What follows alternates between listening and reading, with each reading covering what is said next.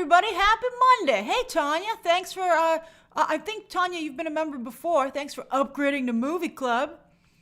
Nice to see everybody. So many people. We have some very interesting stories for today. The way it works, as always, with the live streams, and I'm glad I'm being very consistent with them. It's important. Hey, Stella Jack. The way it's going to work is we do the 3 stories of the day. Then for the final 10 minutes of the stream, you can ask me anything that you would like. And then at the very end of the stream, we do some shout outs so I can interact with as many of you as possible. So if you didn't make the live stream today, no problem. But if you can, it's always awesome. Hey, Asia, Asia E. Hey, Roman. Hey, Roman Bartholomew. So nice to see everyone. All right, let's get started. We actually have some really interesting stories and a very, very interesting span of stories, very different types of stories to go over. All right, so the first story of the day, hold on, here we go. Boop. That's right. There is a Warner Brothers Matrix lawsuit that was announced this morning, which at first was a little confusing, but I did some looking into it because I needed stories for today, and it actually is much more interesting than it seems at first glance. So, Village Roadshow, which is the finance company. Hi, Ethan. Village Roadshow is the financier of the Matrix films, as well as many other films and television shows. I mean, you've seen the Village Roadshow logo many a time in your entertainment pursuits. So today, they slapped Warner Brothers with a lawsuit. And they said, the headline is that they're very upset that The Matrix was put on HBO Max simultaneously. And they were like, we were not consulted or notified of this decision. And I think all of us, when we saw that headline, were like, that's so stupid because this was announced a year in advance. Why are you suing after the fact, right? I mean, that makes absolutely no sense. Jay, I appreciate you using your comment there, but try not to use your comments there because I can't really break up the story to take a moment if it's not story related in particular. All right. So anyway, I don't want you to waste your once a month comment. But I'm glad you don't have COVID, Jay. All right. So anyway, Warner Brothers, you're like, why would you not do something before the fact, right? Is this just sour grapes?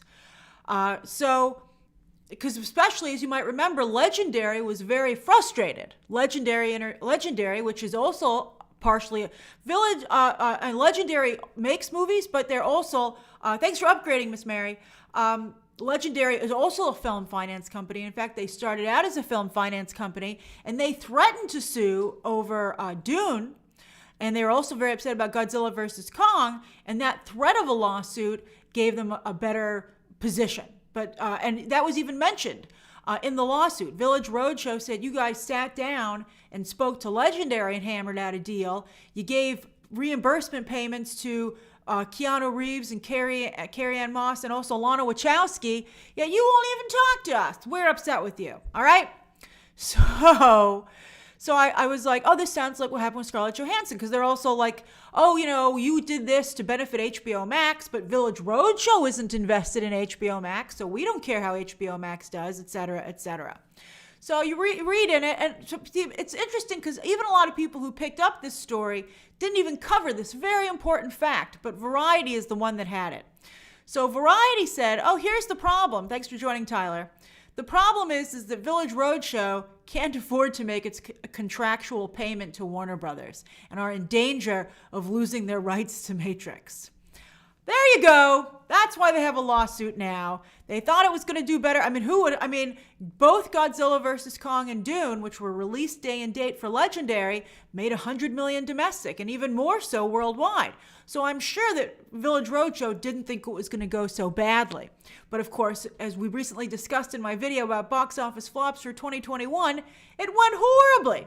So really what's happening is that Village Roadshow is suing so that they can get out of this payment and not lose their rights. They also apparently are fighting with Warner Brothers over rights for Charlie and the Chocolate Factory and Edge of Tomorrow, that Warner Brothers is trying to kind of get those away from them. Now, Warner Brothers is very much like Disney's initial response to what happened with Scarlett Johansson. They're like, whoa, our contract says you have to do arbitration with us. You're supposed to sit down and talk to us about this. You won't do it. This lawsuit's just an excuse for you to get out of doing arbitration, which you're contractually obligated to do.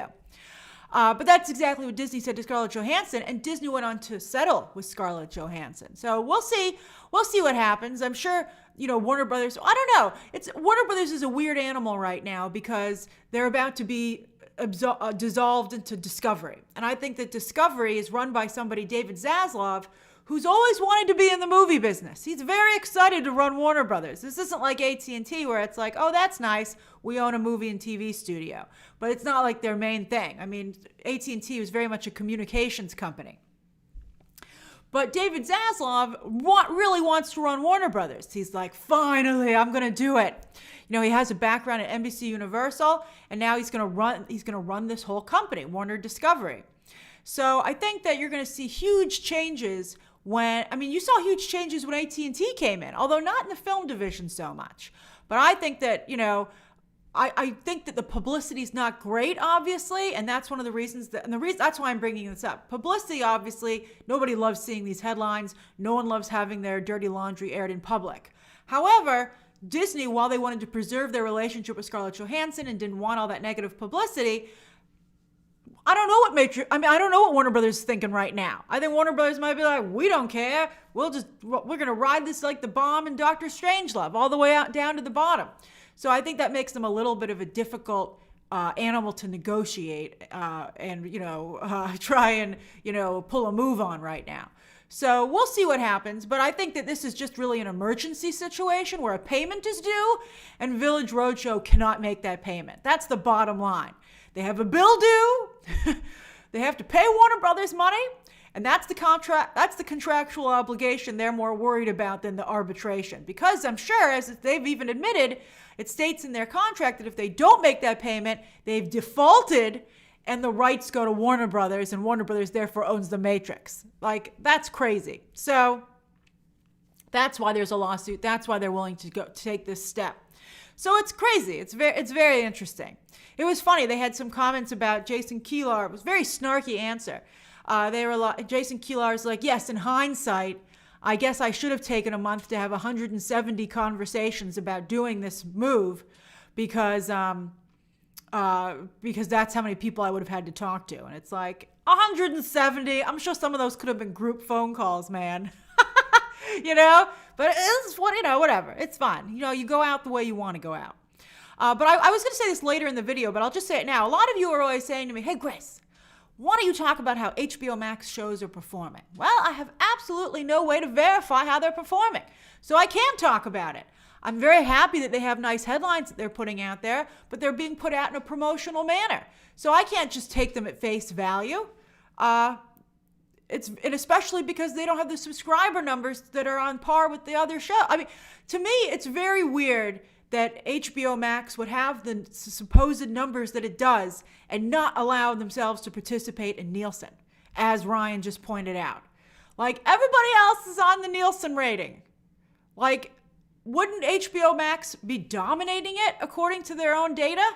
So the fact that, like, Euphoria, I mean, although I'm not sure how HBO shows would work. I guess it would work because there are weekly releases that show up, like the Disney Plus shows. Hey, Caleb, the Disney Plus shows are weekly releases, and we see those on the trending, right? And we see the same with Hulu and stuff like that and Apple TV. So the fact that they're not on Nielsen is, like, as you guys are saying, is like super weird. So I'm not going to like make a big deal about it, right? Because I have no way to say whether or not these numbers are wrong, but I can't really say they're right. So that's why. So some of you are like, why aren't you talking about Euphoria? Why are you talking about Peacemaker's ratings? I mean, I can't because they're not anywhere in the way it's to be measured. So that's what's a problem. I mean, it's only HBO Max is not included there. So it's very weird. It's very weird. So I would love to be able to discuss their successes. And I would like to know which shows aren't doing well. I suspect the Gilded Age did not work out, I really liked it. I think some of these shows would be better off binging, quite frankly. Like Pam and Tommy. Are people going to stick out with Pam and Tommy week to week? I can tell you it was a fabulous binge. But are people going to watch Pam and Tommy every week? I don't know. I'm scared. I'm a little scared about it. I'm watching Dropout right now for Hulu. Fabulous binge. Will people come back to that every week? I don't know. I think it's tough. I think it's really, really tough. I mean, you don't have to sit there and watch it in 24 hours, but I think people like to be able to, pace themselves how they would. I think people like to have a tailored experience to themselves. But then you're like, oh, but what about the weekly conversation? Like, I think that genre shows benefit from that. Like Game of Thrones definitely benefited from that. The Boys actually made that really work for them. But I feel like you have to know what kind of service that you are. And I don't know. I don't know. Stranger Things isn't week to week. Tina of Deo. I mean, I don't know if they're changing to that, but let's see. All right, so that's the first story of the day. Fascinating, very interesting. I hope Village Roadshow doesn't lose the rights. Although I have to say, I don't know how valuable those rights are anymore. They said that they felt that the brand had been hurt. But, the brand wasn't hurt by an HBO Max day and date release. The brand was hurt by Lana Wachowski's poor decisions. And, it's really sad because to see her and James Cameron hurt their franchises the way that they did. Like, we really, really, really thought that it's like, oh, if you get the original people back, they're going to do amazing work. And then you're like, oh, it's hopeless. All right. I don't think it's hopeless, but you got to work a little bit harder to, it's a little tough. All right, so that's the first story of the day. Second story of the day. Boop. Disney Plus had a slew of headlines today, and none of them warrant their own video. That's how I would categorize the announcements, in my opinion. It's like not a single one worthy of a standalone video. Just like a whole lot of white noise, in my opinion. It's like, I'm glad Disney Plus is like, we can't be all Star Wars and Marvel shows. And I think a lot of us are like, yeah, you can. Although I'm excited about like the Tiana show. I want princesses. I want Disney princesses. I'm excited about that kind of stuff. The big IP. But a lot of this stuff is like, Aaliyah, their quarter presentation is on Wednesday, not tomorrow. The Disney Investor Day is Wednesday, I believe. I'll double check, but I'm pretty sure it's Wednesday. All right, so anyway, they announced a lot of little small headlines that I'm going to talk about. All right, and we'll go over them. And these aren't even all of them, right? Because there was just so many announcements today. It was just like a flurry. But, none of the snow stuck to the ground as far as I'm concerned.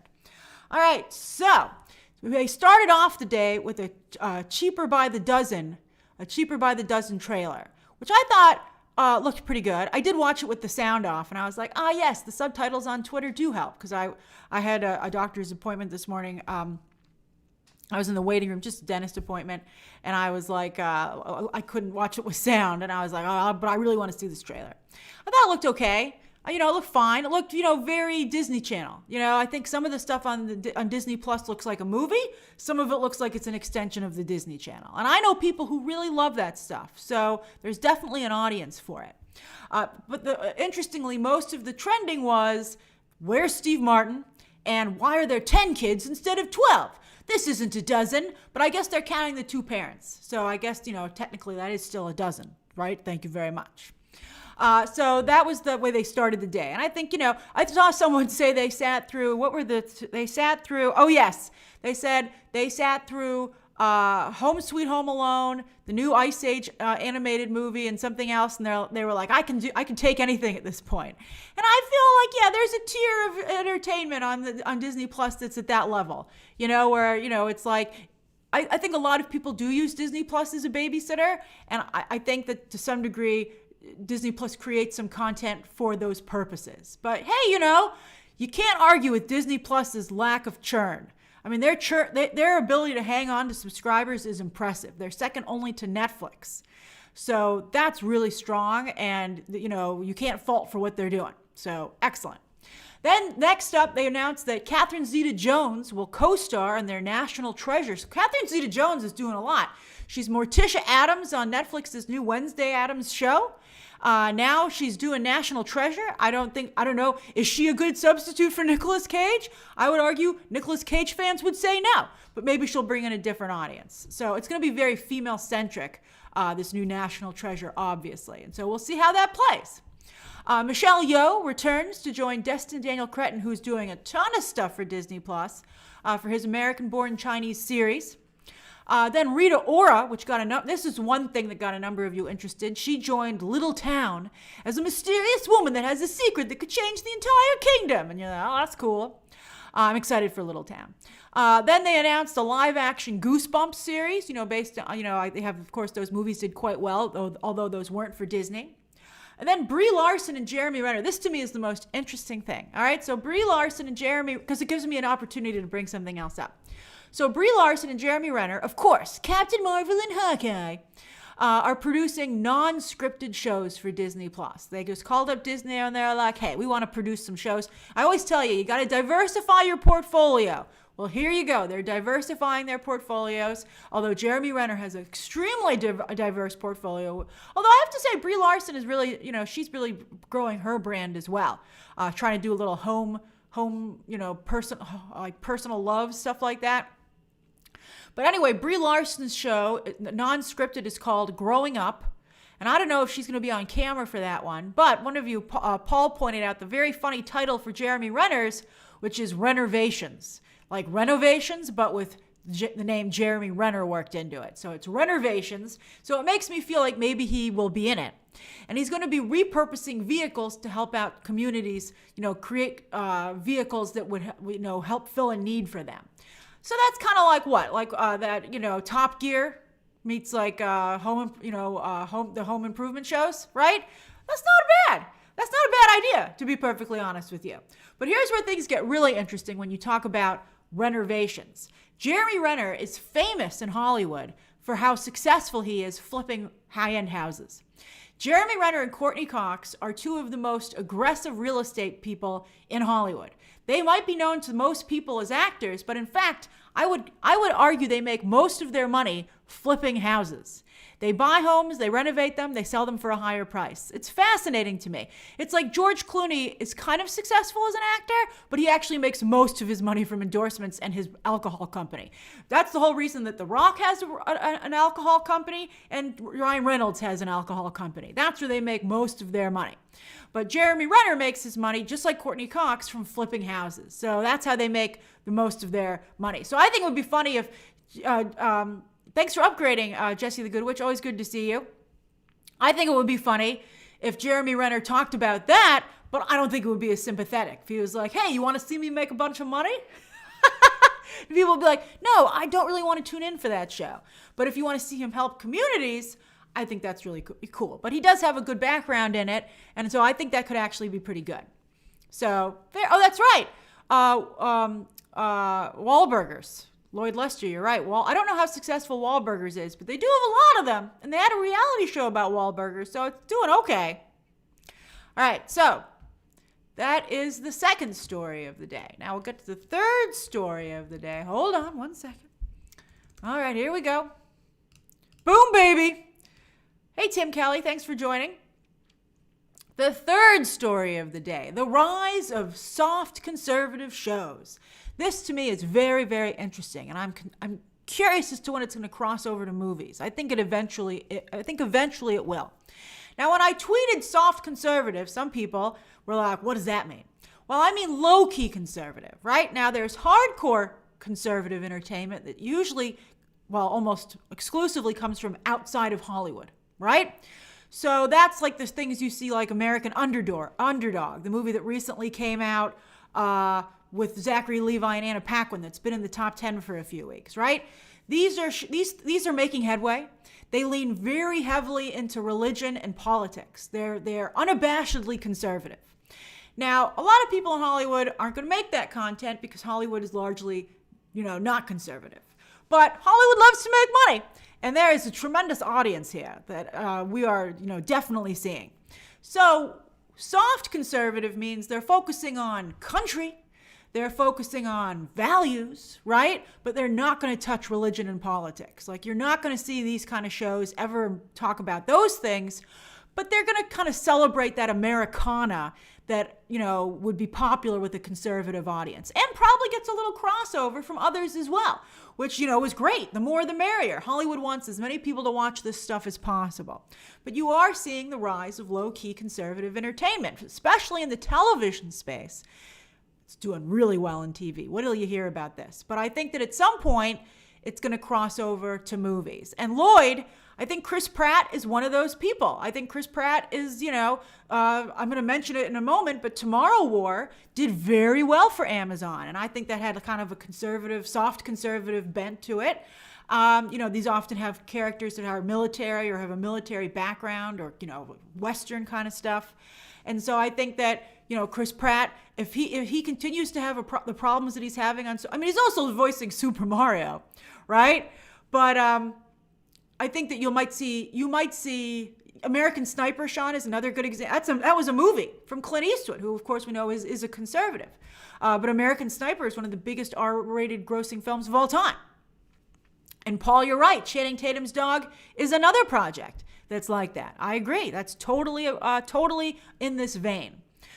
So the reason you might be like, why are you bringing this up today, Grace? Well, I saw a headline that I thought was very interesting. And it was that home entertainment in 2021 brought in, thanks for upgrading, Bug, $32.3 billion.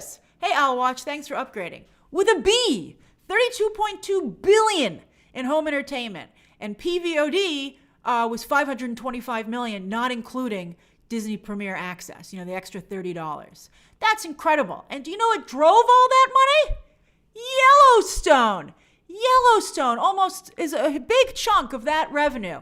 If you thought there were a lot of shows like this before, after these kind of headlines, it's going to be an explosion of them across services. And I'm going to talk about, that's why Timothy Oliphant's picture is up there, because that's one of them that's already coming. So Yellowstone, I don't watch Yellowstone. I've been asking you about it, you might notice on Twitter, because I've been seeing more and more about it. Like, it's January, not a lot going on. I was like, what can I watch? I was like, what are people watching? So I went over to iTunes, and the top two shows on the top two seasons that have been up there for weeks is Yellowstone. And it's at numbers 1, 2, 5, and 6 for all 4 seasons. That's like amazing. That's amazing. Like Yellowstone is like, it's like printing cash. And Hollywood is going to be like, how can I print cash? So that's just absolutely incredible. Now, one way they can do that is Reacher on Amazon, which I think was a smash hit. I'm excited because Amazon does participate in Nielsen to see them catch up to that and see how Reacher does in the Nielsen charts. Because I know a lot of you watched it. Hey, Trisha Mongers. I think it did very well from what I could see. Alan Ritchson, that's why he left Titans. I think it's a very good project for him. And I think that's, hey, Claudius, I think that's, I said hi to Trisha, right? So I think that is Amazon's replacement for the Jack Ryan show, because John Krasinski is moving mostly to movies, so that's what he's doing. So they're like, let's do Reacher. And Reacher, I think Reacher's going to be strong for them. I think Alan Ritchson is just perfectly cast. It's ridiculous. So, and then Tomorrow War, of course, also for Amazon, did very, very well. They want to make a sequel, but they haven't been able to make that happen just yet. Oh, that's very sweet of you, Trisha. I love all the hearts there. Now, I think this is why Disney, through their FX network that they recently acquired from Fox, I think that's why they've decided to bring back Justified. And also because they're big in the Timothy Oliphant business, who's been doing a lot of stuff with Disney over in Star Wars, right? Is Cobb Vanth, and he's been knocking it out of the park. He's a great cowboy. Justified isn't politically conservative, J-Lo. That's why I'm saying low-key soft conservative. It appeals to that audience. I watched Justified. I thought Justified was a great show. It appeals to that audience, but because it's not political or religious, like some of the stuff made outside of Hollywood, it casts a wider net. And a lot of it's just like Timothy Oliphant. So I think that's why, though. You might be like, why now? Why are you bringing back Justified now? I think this is why. I think the Disney executives look over at Yellowstone and they go, damn, that's a lot of money. What do we have that's like that? And they go, I know, Justified. Let's bring back Justified. He's going to be, I think, in Miami. I don't know how that's going to play. I think a big part of it is the vistas of the middle America. I think that's what sells a lot of this stuff. But let's see. But I think it's very, very, very interesting. And one of the shows that started all this was Ryan Phillippe's Shooter, which was based on the Mark Wahlberg movie. That's also where they did a recast. Hi, Ethan. And Shooter did very well for its first 2 seasons. Hey, Roy. But then its ratings dropped for some reason in season 3, and it went off the air after that, which was 2018. But yeah, this is a trend. Trisha, if you're wondering, Justified is going to go to FX, but FX usually will play their shows on Hulu. So we'll see. But I think that's what it's going to be. I think that, keep an eye on this. One of the things that we discuss on Beyond the Trailer is the business of Hollywood and trends. And this is definitely a trend that's going to be supercharged by just how much money Yellowstone is making. That's just nuts that it's making so much money. That's incredible. It's like single-handedly propping up the Paramount Plus network and the Paramount network itself. It's incredible. Keith, FX is owned by Disney. I double-checked. It is owned by Disney. It's a network, but when they do it, they put it in the Hulu stuff. All right, everybody, those are the 3 stories of the day. It is 5:43. You may ask me anything you'd like until 5:53, and then I'll do some shout-outs.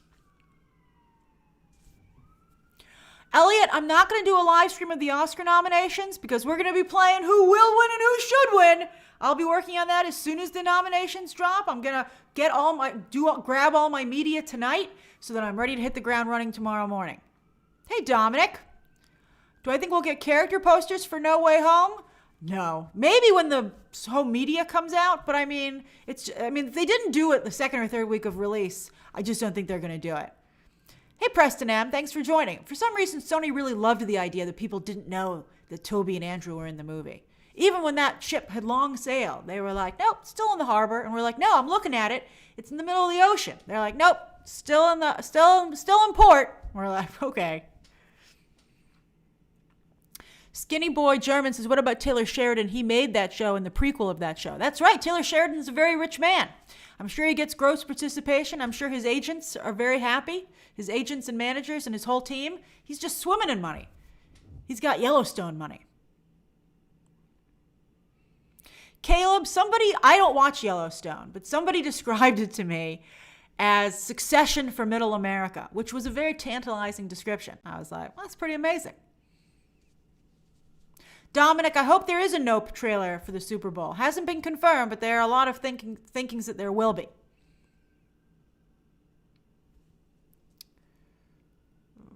Lone Wolf Media says they've just announced a Michael Jackson bio at Lionsgate. Thoughts on its potential for success and ideas for casting. I would love it to be another Bohemian Rhapsody. I saw a Cirque du Soleil Michael Jackson show when they first came out with it. It was incredible. They had a bunch of dancers with light up single gloves. It was just thrilling. It was goosebumps. It was so good. It celebrated his body of work and a lot of his philosophies. But I think that's going to be very difficult to cast. And I think that today, with today's transparency, people aren't going to be happy if it doesn't address some of the more controversial elements of Michael Jackson. And I don't know if that will be willing to do it because it's his estate. And I don't know if people would be into that. Ethan says, what's your favorite ride at Disney World? I got to go with the classics. I'd say it's a toss-up between A Small World and Peter Pan. I really do love Peter Pan. It's probably Peter Pan. I got to ride Peter Pan. It's one of the first and last things that I do whenever I go to Disney World. I hope to go there again someday. Stupid, stupid pandemic. Let's see here. Josh, I can't believe that's what you used your one comment a month for. All right, out of respect for you using it that way, I shall answer you. I actually don't put spoilers in my thumbnails. I mean, some of you are super sensitive to spoilers to the point that you shouldn't be on social media. I talked about this the other day. If you don't want stuff spoiled for you, you shouldn't go online until you've seen it.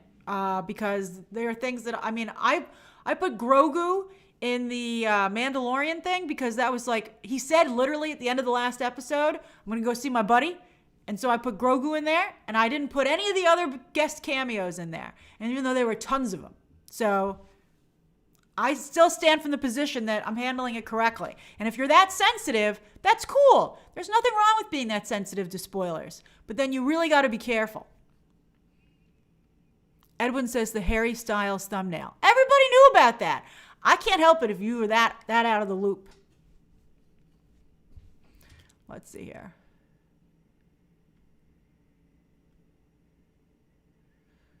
Let's see.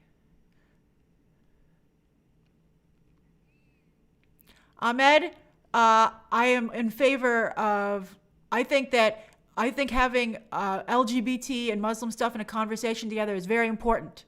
I do not want to see the LGBT community persecuted in any area, and anything that can be done to thwart that, I am a fan of. Cindy, I'm not going to review Death on the Nile because I cannot go to the theater and they're not giving out screeners. So as I said recently, I don't want to go to the theater right now. Keith, I think I will cover Bad Batch Season 2, but I'll do it like I did the first one. I'll probably review the first couple episodes, and then I'll do a thing when it's over. I'm not going to do it week to week because there just isn't enough interest in that show. I will be reviewing Marry Me, Josh Loves Movies. I'm supposed to get the screener tomorrow evening, and the embargo lifts on Thursday at noon.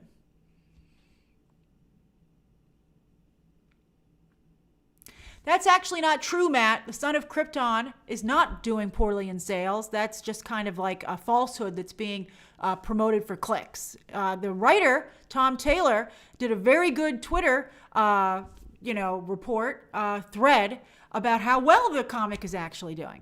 So that's not true.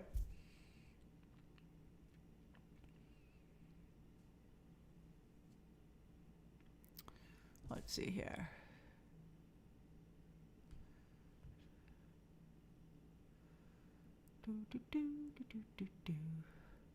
Trey says, hi Grace, are you going to cover Euphoria? Do you watch? Hey Nacho, thanks for joining.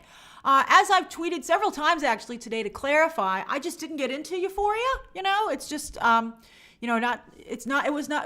it started, it wasn't a big show. I'm glad it's become a big show. I'm a big fan of Zendaya. I just want nothing but huge success for Zendaya. But I don't see, there are some things that are successful on Twitter, but aren't successful on YouTube. And I just don't see Euphoria being the kind of show that's going to generate traffic with YouTube videos. Sion, I'm thrilled that Mary Elizabeth Winstead is going to join Ahsoka. I saw her in Kate, her Netflix movie, that action movie that she did, and she was phenomenal in it. So I'm very, very happy for her. Josh, I do believe, I would guess that Obi-Wan is coming May the 4th. I think there's a very strong spot. I think there's a very strong likelihood that there's going to be an Obi-Wan spot at the Super Bowl. I haven't heard for sure, but I think there's so much activity around it right now that I think that's probably where they're going to announce it. But we'll see. Oh, that's very sweet of you, Brent. Thanks, Brent. Claudius, I thought Hickman's X-Men had some really brilliant moments, but I thought overall it didn't gel. That was just my problem for it. I thought overall it just didn't quite gel. And I think it was too all over the place, quite frankly. That's very sweet of you, by the way. Who's writing that? Trisha, you're a new member. That's so sweet of you to say about Jico's question, but I can't let you guys put me on the spot. Or, I think I didn't have an answer to that or something, just because you use your once a month thing.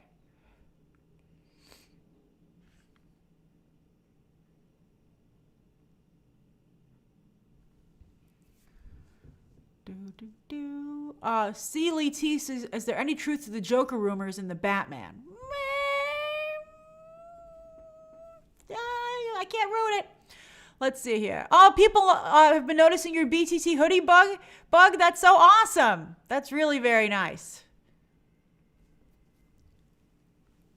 Anyone who should be cast in Marvel's X-Men? I don't know. Let's see how the X-Men is going to be handled.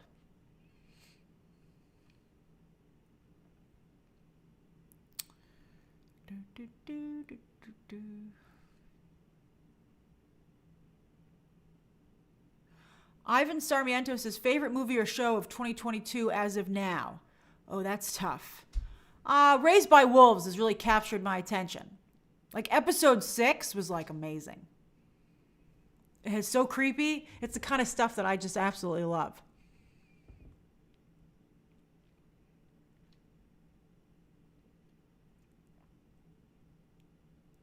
Paul says, is Rogue Squadron officially dead?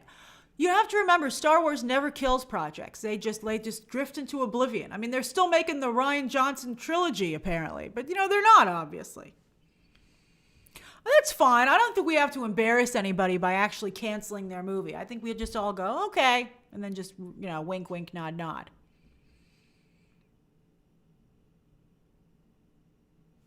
Do I miss being, that's a good question, Al Watch. I do miss being opening nights with the crowd. I really miss going to the movies opening weekend. It was really fun to, I always see, before the pandemic, I always saw movies twice. I saw them with the press, and then I would go and see them with an audience opening weekend. And it was so fun, and I would know what people were in for, so that was really cool. And so I very much miss doing that. I do wish that movie theaters still had forced social distancing. Like when they had the announcement that they're going to have Batman tickets on sale, they're going to have early Batman tickets on sale tomorrow for a special March 1st screening. And I thought that was so neat. I was like, wouldn't that be fun? An IMAX special show. You get to see it 3 days early. But then I was like, do you know how packed that's going to be? That would just freak me out. And I just felt bad about that because, normally it would be awesome. But I was like, then it's too scary.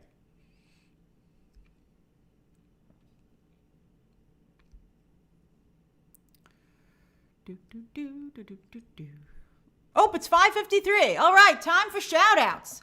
You can say anything. You can just give me like something you're up to. What are you doing? What are you eating? Where are you? My favorite press preview memory, news writer 22, that is by far and away my seeing Infinity War and Avengers Endgame experiences, because the audience, I think they had some fans in the audience as well, and it was just so cool. People just really were having a good time. Hey, Thwip stickers, just here packing sticker orders. Ooh, stickers! Ellie B is having my second coffee and working from home in Melbourne, Australia. That sounds awesome. Sean Molina says, eating chocolates in Ireland, ready for bed for an early start. Oh, that's great. I'm very impressed with you. Yap Dem is using a lot of grace emojis there. Says, grits and shrimp. That's what I'm eating. That sounds delicious. Superman says, I'm in my fortress chilling. Superman, I appreciate that you took some time to join the stream. Trisha says, I'm watching K-drama. Can't wait for Snowdrop on Disney+. Oh, that's excellent. That show has some crazy controversy behind the scenes. Barbie Minaj says, just baking and eating chocolate chip cookies in Ohio. Just! That sounds like heaven, Barbie. Max Rolo says, I'm in the UK listening to Rita Ora celebrating her new role. Oh, I'm sure she really appreciates it. I'm sure she's like, someone's having a great time. I'm so happy about that. Jamie Johnson says, coming at you from London, about to head to bed with a cup of tea. I love it. So cozy. Matt's at work in Michigan, eating some high chews. I don't know what a high chew is. Let's see here. Ethan says, here enjoying the show, watching from Philly. Bug has McDonald's delivery. Oh, jealous. So jealous. Wes is playing Pokemon Legends. That's awesome. Danielle is having actual tea in Toronto. Oh, Danielle, I always love seeing your smiling face. I love it when you have yourself as your actual pictures, guys. Like Jico. There's Jico. About to eat fried chicken for dinner. Perfect start to my birthday week. Oh, Jico, your birthday's coming up. That's fantastic. I am Jacob. Just started watching House of Gucci. The laugh emojis are appropriate. Have fun. Lady Gaga's great there, though. I almost called her Lady McGaga because I'm thinking of Chicken McNuggets. Let's see here. Oh, Fudge Muffin says, not actually enjoying muffins. Oh, no. That's funny. Let's see here. Spying Mentor 087 is at school. King Louie says, aren't we all having tea when we tune into the live stream? I like that, King Louie. I like that a lot. That's very funny. Yes, that's right, Maruna. Maruna, how did you do at the bar quiz? Maruna, we demand an update. It's okay if you didn't win. I just want to know how you did. Was it fun? That's all that mattered. Ricky's having some chicken parm. He's making it, too. Oh, look, Chamberlain wished Chico a happy birthday. Hey, Sith Rodriguez. Noel says, I want MCU Super Bowl. It's coming. It's coming. Oh, look, Lisa wished a happy birthday as well. That's very sweet. I'm looking for Maruna's update. Lone Wolf Media just made some rigatoni and going to watch Raised by Wolves. Oh, you're going to enjoy it. I'm so glad I got you to watch it. Good choice. Ivan says, here in Mexico, enjoying a national free day. Oh, that's great. Watching Murder on the Orient Express. Oh, I like your emojis. That's really cute. Oh, Maruna says, 5th place out of 20 teams. That's great. I was second behind the national champion until an evil round. That's fantastic, Maruna. Way to represent. I'm so happy for you. 5th out of 20 teams is like really strong. You should be really happy about that. Brown-Eyed Black Sheep says, hyped for the upcoming Super Bowl trailer. Me too. I'm just like that emoji. Vincent also might start Raised by Wolves today. You should. Aunt B says, hi Grace, the cocktail bar I work at is doing a Disney-themed quiz night. Any ideas for a fun question? Oh, that's funny. Okay, let me think for a minute. I'm glad, Sith Rodriguez, I'm glad you like the emojis. All right, let me think of a good question for your Disney-themed quiz. I hope nobody is going there who's watching the stream or they shall cheat. Why don't you ask,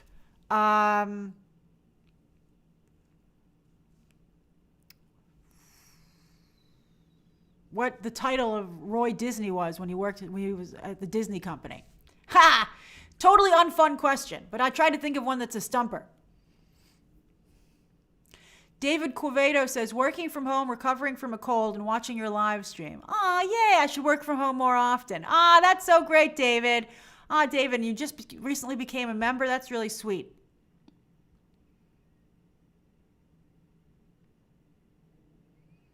Cinnamon says, I was going to go to sleep, but then I saw you were going live. Oh, that's what I like to hear. Okay, I'll just do like 1 more minute. Hey, Haley, I'm just about to leave soon. Hey, Haley. Aunt B, that's a funny question, though. That could be a starter one, Aunt B. Sky the Boss says, watching Grace Randolph on BTT on a week off from work till Friday while cooking pasta for my birthday week for February 10th. Happy 26. Look at those adorable emojis. Oh, you have a whole week off from work. That's excellent. And then your birthday after? February is awesome for you. Oh, hey, Brett in Kansas. Jacob's also going to start Raised by Wolves. Yes, I'm converting people. I had pizza today too, Jacob. Mikey Bray. Hey, Mikey, in Yorkshire, UK. Home from celebrating my birthday. Oh, did you just have your birthday too? Oh, that's fantastic. Good Days is listening on your daily walk. Oh, look at your little cute emoji there. Tovi, that's right. Tomorrow morning, Book of Boba Fett finale. It's going to be good times. It's going to be good times. Oh, Ethan, that's very nice of you to say. All right, everybody. Troy Sheet says, trying to find a good getaway for Valentine's Day. Oh, that's tough because it's COVID. It's outdoors somewhere. Good luck. All right, that's right. Valentine's Day is coming up. I think it's crazy that the Super Bowl and Valentine's Day are back to back. I think that's insane. All right, everybody. Thank you so much for joining me. I'll see you tomorrow for another live stream. And then, of course, we have the Boba Fett season finale. Oh, yeah, after next week, there'll definitely be 3 streams a week because there's no Disney Plus show until Moon Knight. So we have like 6 weeks off in between. So we get to sleep normal hours. And then we do stuff. Oh, have a good flight, Trisha. Okay, everybody. Talk to you soon. Bye. Bye-bye, everybody. Goodbye.